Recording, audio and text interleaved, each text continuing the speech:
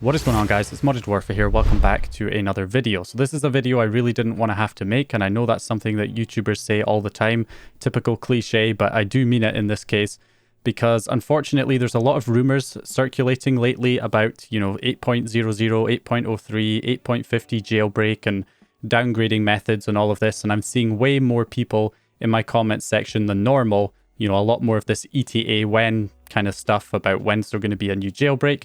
There's been way more in my comment section than usual, so I thought I had to address that here in this video. So to begin with, one of the most disappointing things I see every single time a new update comes out from Sony for the PlayStation 4 is that there's always somebody in my comment section, literally the same day that the update is released, asking for a jailbreak for that firmware version. And I'm just thinking, why the hell did you update to 8.50 the day it came out? If you want a jailbreak, you have to keep your PS4 on as low a firmware as possible.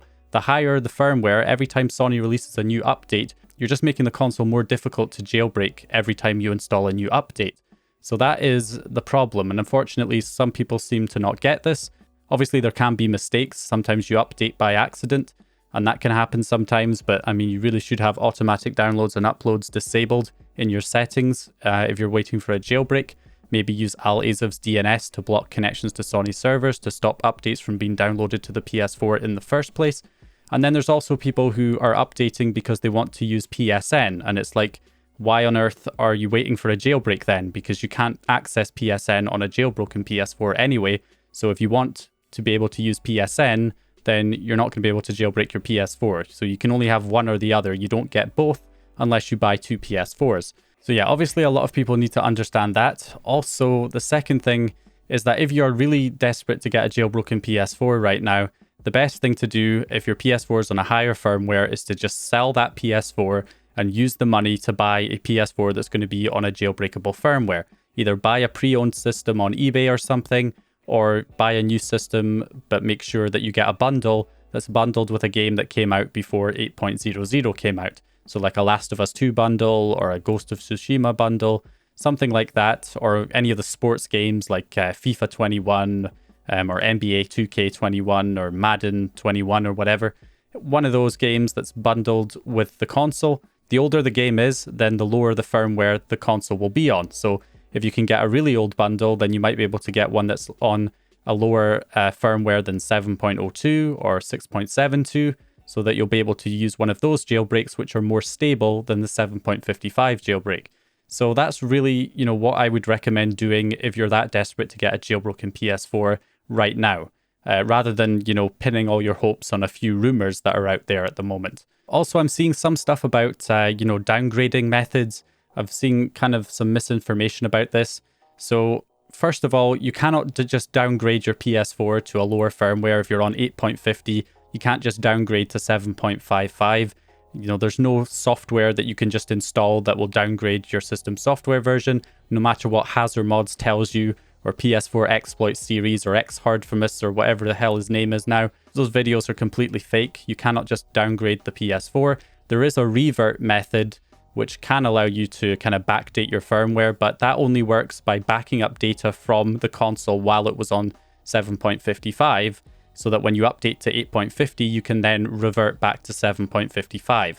But again, you have to back up the data from the console while it was on that older firmware. If you haven't done that and you're already on 8.50, there's no going back. Plus, that method requires pulling chips off the PS4 motherboard, so it's not for everyone. So yeah, that's really the only way to kind of revert your system right now. I'll probably cover that in more detail in a future video. But anyway, let's just address the actual rumors right now. So in order to jailbreak the PS4, you need two things. You need a WebKit exploit and you need a kernel exploit. You cannot jailbreak the system with just one. You have to have both, because a kernel exploit, obviously that's great if you have a kernel exploit, but without a WebKit exploit, you can't actually access the kernel. So you can't actually do anything. You can't exploit that vulnerability without the WebKit exploit, because the WebKit exploit is like your entry point into being able to access the kernel, because the WebKit exploit allows you to, break out of the sandbox and get access to the underlying operating system code. Whereas if you just have the WebKit exploit and no vulnerability in the kernel, then yeah, you can get access, you can break out of the sandbox, you can get access to those underlying operating system code, but you're not actually going to be able to exploit any vulnerability if there isn't one, and then you're not going to be able to get a jailbreak. You're not going to be able to go any further. So we have to have both. So generally, WebKit exploits come out a lot more frequently than kernel exploits for the PS4, because the PS4 uses Apple's WebKit, which is also used in many other different systems, like iOS devices and macOS, and lots of other systems use WebKit because it's like it's kind of like an open source or licensed under a general public license so that other companies can use it. But it was created by Apple, so it's used in all of these other different devices, which essentially means that there's more attention on that WebKit. So there's going to be more people trying to exploit the WebKit, not just people who are wanting to exploit the PlayStation 4, but also people wanting to exploit, iOS devices, macOS devices, and other devices that also run WebKit. So that's normally not as big of a deal. There probably will be another WebKit exploit at some point if one doesn't already exist. So that's not too much of an issue. The biggest issue is the kernel exploit. And there's kind of two rumors that people are kind of clutching onto and hoping that it's going to develop into an actual jailbreak at some point. So one of them is something that I believe Spectre said in one of his live streams when he was working on, I think, the 7.55 jailbreak. So it's more something I believe that he just said kind of in passing during his live stream, like, maybe if I worked more on this, it might be able to exploit higher firmwares or something. You never know. But, I wouldn't really pin all my hopes on that. It's more something he just said in passing as something he might look into, but doesn't really, there's nothing concrete at this point. It's not like he said, this will definitely work and, I have an exploit and, I'm just biding my time until I release it. It's nothing like that. So, yeah, I wouldn't really pin all your hopes on that. So the other piece of information that's a bit more substantial, I guess you could say, but not really, is the HackerOne report. So there was a new HackerOne report made by Nullpointer. I'm just going to call him Nullpointer. I don't know if the Z is meant to be silent, but it's easier to say. So Nullpointer basically went ahead and reported a bug to Sony, and he received a $10,000 bounty for it. And this was just over the past few days.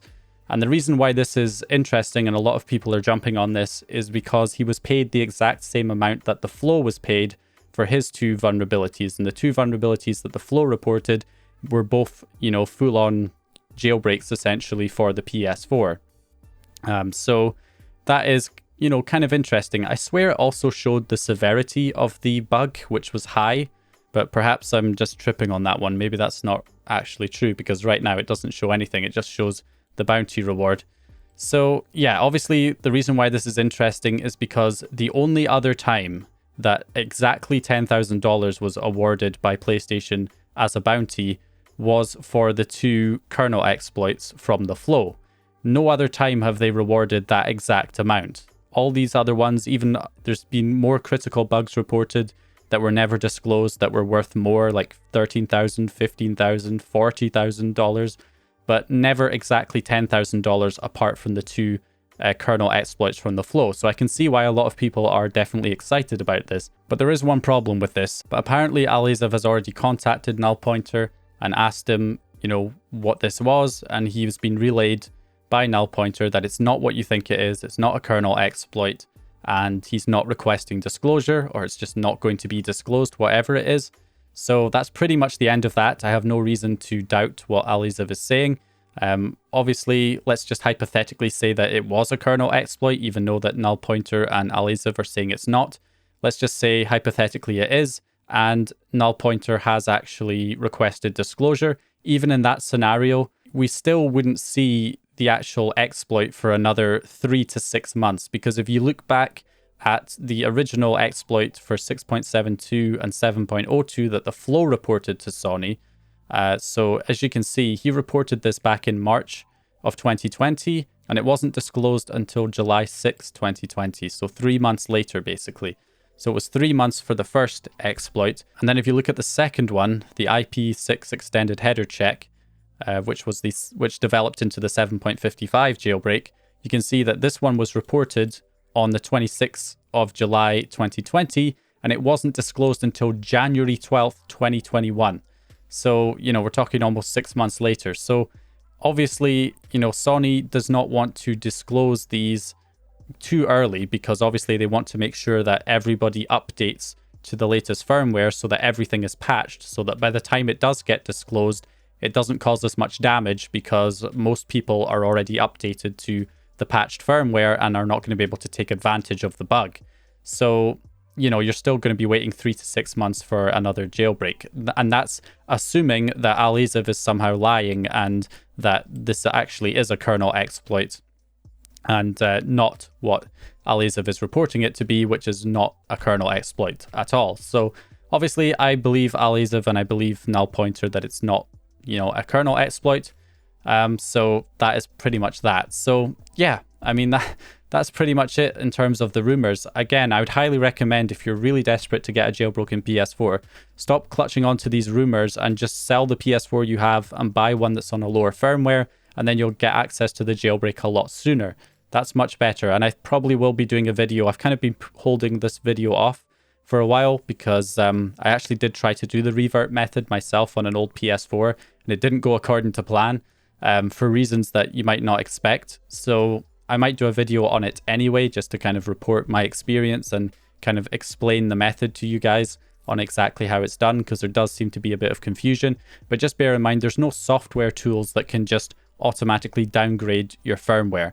All of that stuff is fake. The only way to revert your PS4 system software is to use the sysglitch method, and you know, you have to back up data from different chips on the motherboard, and you can only do that while it's on a lower firmware, so that when you update, you'll then be able to revert because you have that data backed up. If you've already updated to 8.50, there's no way of going back if you haven't already backed up the data when it was on the older firmware.